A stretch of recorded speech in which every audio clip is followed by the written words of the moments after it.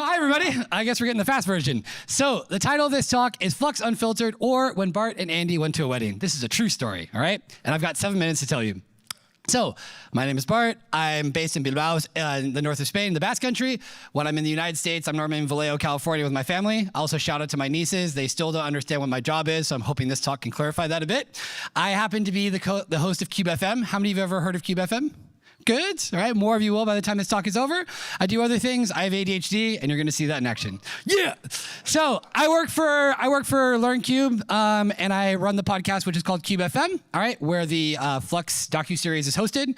And I work for this gentleman. His name is Daniele Polincic, and he lives in Singapore. We call him the Cube Father. He created the LearnKube brand in 2017. Started out as a training organization. We do a lot of different things, from events to careers, all things in the Kubernetes world. We have a news source called Cube Today, where all sorts of Kubernetes news is coming out. We do monthly insights reports to see what kind of content is trending. If you create content and you would like to be on our podcast, you can get in touch with me. We have a whole submission process on cube.fm. You can check that out. So our podcast has been around for the last 2.5 years. We've created 79 episodes across 7 seasons. I talk to a lot of people. If you would like to do a short interview about your favorite Kubernetes tool, which just might happen to be Flux, I'll be around all week doing interviews, and I'll be also today at the Flux, the ControlPlane and Nirmata party.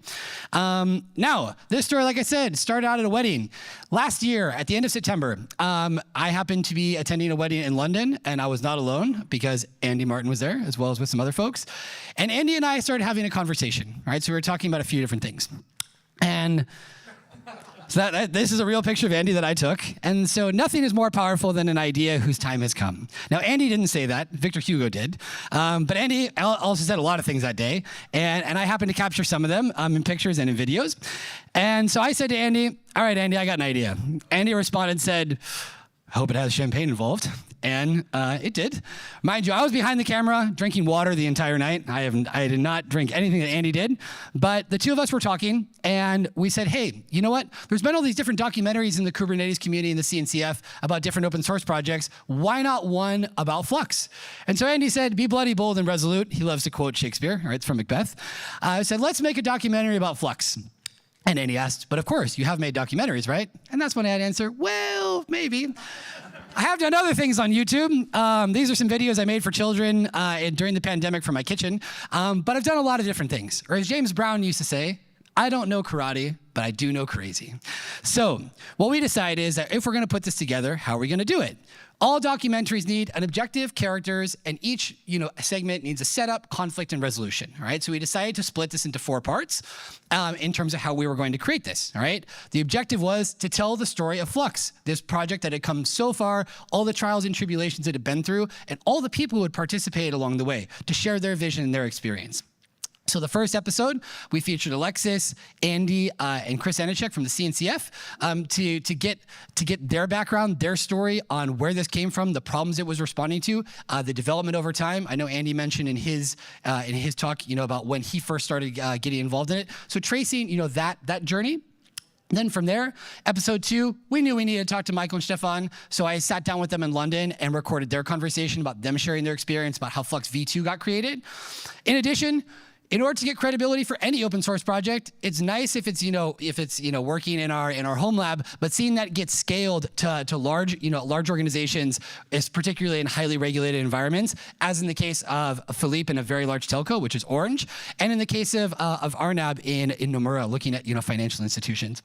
So we talked about that in that episode. And then the 4th episode, one of our guests, William, is here in the audience with us. Hi, William. And we spoke to William and Sean from Arantis, and then also to Jane from Microsoft and Brian from GitLab. So hearing about how they're building with Flux, right? How other organizations in our ecosystem are leveraging the technology that Flux provides in order to help them reach their objectives. So this was a very ambitious project. It took over a year from when Andy and I were at that wedding to get it delivered. And there were a lot of people that were involved along the way. So a lot of credit goes to Francesco. Very patient, email threads going back and forth, getting guests secured, a lot of changes that happened there as well too. Some people really wanted to speak, but then weren't able to because of organizational restrictions. So we had to be mindful of that on the go. but then also all the other maintainers who helped us out, some of who are in the room right now, Mateus, and also Tamao helped us out, Scott, Hida, Sanskar Lee, my colleague Amit. And then on the technical side, so like I said, in Cube FM, we've produced 79 different podcast episodes, and most of those, like it's conversations, engineers to engineers, sharing their experiences, the difficulties they faced running different technologies on Kubernetes, and how they solve them, right? It's all technical content. It's not sales focused or anything like that. But on the sort of creative side, really wanted to make this special. So for those of you who have already listened to the podcast episodes, you've definitely been able to perceive this, is that we worked with a sound designer on this, and it really took things to the next level. And so that sound designer, his name is Eric Maserati Abercrombie, and he's based in California, and I've been lucky to know him since 2019. And I got to know him when I first started checking out more podcasts and getting into podcasting, because I listened to a podcast called Ear Hustle, which is produced by and for incarcerated and formerly incarcerated people, particularly from the prison called San Quentin in California. And I first heard about him when he was inside, and he was recording music then. And then a couple years later, when he got out, I reached out and we got in touch. And the first time that I was running a co-located event in KubeCon, which was in 2021 in May, which was online, I got to have him perform. And since then, we've stayed in touch. So he's now been nominated for Emmy for a song that he wrote for a documentary called Cue Ball that's featured on Netflix. And it was very, very clear when we made this docu-series that we needed to broaden the scope. So the sounds that you're hearing on the episodes are ones that he created and that he put in there. And it really brings things to the next level, because you get to feel the emotional tension that went into the challenges around building Flux, as well as the excitement, all those moments, taking things, like I said, to the next level. Now, in addition, it wasn't enough just to create a 4-part docu-series. So we decided, how can we keep this going even further and also bring new members into the Flux community? So we did a Flux Explorers program. And what that meant is inviting people to consume the episodes, people with no experience whatsoever with Flux, all right, to consume the episodes, write down the things they didn't understand, get guidance, get mentoring, and then be more interested perhaps in contributing to Flux in the future. And so far it's worked out very well. We've had people from Kenya participating, we've had people from the UK, we've had people from the United States, people from all different kinds of backgrounds. And what's great about this FluxCon is now that the next step that they'll be doing is choosing a talk that was featured in FluxCon and also giving their reactions and learnings to that, all right? So it's all about taking that next step forward. And so like I said, it's not just about the code and the commits, but it's about the community that builds these projects and the stories behind it, as well as those waiting to be told. So these are the things that we're trying to keep in mind here. This is not something that's static that just stops today or stops with the docu-series, but rather things that we look forward to building in the future as we move towards the next FluxCon. Who's going to go to the next FluxCon in Amsterdam? I'll definitely be there, all right? Hope to see a lot of faces there too. So yeah.